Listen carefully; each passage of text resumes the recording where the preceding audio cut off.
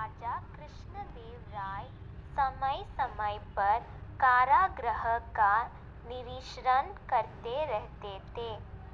इसी क्रम में जब एक दिन वे कारागृह का निरीक्षण कर रहे थे तो एक कोठरी में बंद दो चोर उनके सामने हाथ जोड़कर खड़े हो गए और दया की भीख मांगने लगे।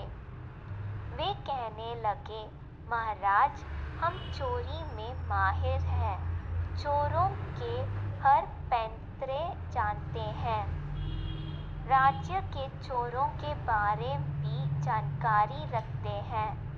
यदि आप दया कर हमें छोड़ देंगे तो हम आपके गुप्तचरपन उन चोरों को पकड़वाने में आपकी सहायता करेंगे। महाराज ने उन दो चोरों को छोड़ तो दिया, लेकिन एक शर्त भी रख दी। शर्त अनुसार उन्हें तेनालीराम के घर से बहुमूल्य वस्तुओं की चोरी करनी थी। सफल रहने पर उनकी महाराज के गुप्तचर के रूप में नियुक्ति निश्चित थी, लेकिन असफल रहने पर उन्हें फिर से कारागृह में बंद कर दिया जाना था। दोनों चोरों ने महाराज की शर्त स्वीकार कर ली। रात में तेनालीराम के घर के बगीचे में झाड़ियों के पीछे छुपकर बैठ गए और तेनालीराम के परिवार की सोने की प्रतीक्षा करने लगे। रात का भोजन ग्रहण करने के बाद तेनालीराम रोज की तरह अपने बाग में घूमने निकला तो उसे झाड़ियों के पीछे कुछ हलचल महसूस हुई। तेनालीराम तीव्र बुद्धि का था। उसने अंदाज लगा लिया कि हो न हो घर में चोर घुस आए हैं, लेकिन वह सामान्य बना रहा। उसने चोरों को ये भनक नहीं लगने दी कि उसे उनके होने का आभास हो गया है। बगीचा का एक चक्कर लगाने के बाद वह घर के अंदर गया और पत्नी को इशारों इशारों में बता दिया कि घर में चोर घुस आया है।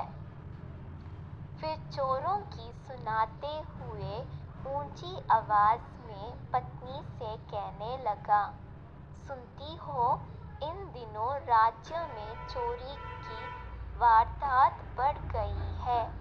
हमें भी सतर्क रहना होगा। क्यों ना हम तुम्हारे जेवर और अन्य बहुमूल्य वस्तुएं एक संदूक में भरकर कुएं में छुपा दें। कोई भी चोर कुएं में बहुमूल्य सामान होने की बात सोच ही नहीं पाएगा। पत्नी ने हामी भर दी। उसके बाद तेनालीराम एक संदूक लेकर बाहर गया और उसके जाकर कुएं में डाल दिया। झाड़ियों में छुपे चोरों ने तेनालीराम की बात सुन ली। वे बड़े खुश हुए कि अब तो आराम से वे तेनालीराम के घर से चोरी कर महाराज की शर्त पूरी कर लेंगे। वहीं बैठकर वे तेनालीराम के परिवार के सोने की प्रतीक्षा करने लगे। जब तेनालीराम का परिवार सो गया तो वे झाड़ियों से निकले और कुएं के पास गए। वहां बाल्टी और रस्सी रखी हुई थी। बिना देर किए वे बाल्टी से कुएं का पानी निकालने लगे और बगीचे में फेंकने लगे। पूरी रात वे कुएं से पानी निकालते रहे, बोर हो गए। तब कहीं वे कुएं से संदूक निकालने में कामयाब हो सके। संदूक बाहर आ जाने के बाद उन्होंने खुशी खुशी संदूक खोलने लगे, लेकिन जैसे ही संदूक खुला, उनके आश्चर्य का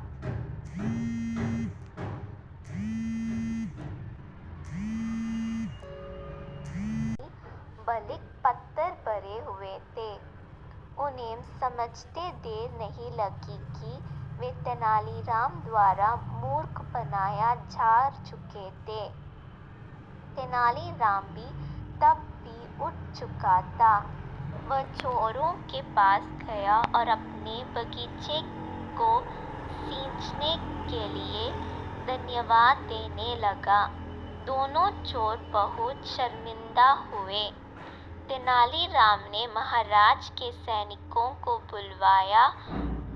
कुछ ही देर में वे तेनालीराम के घर पहुंच गए और दोनों चोरों को ले जाकर गृह में डाल दिया गया।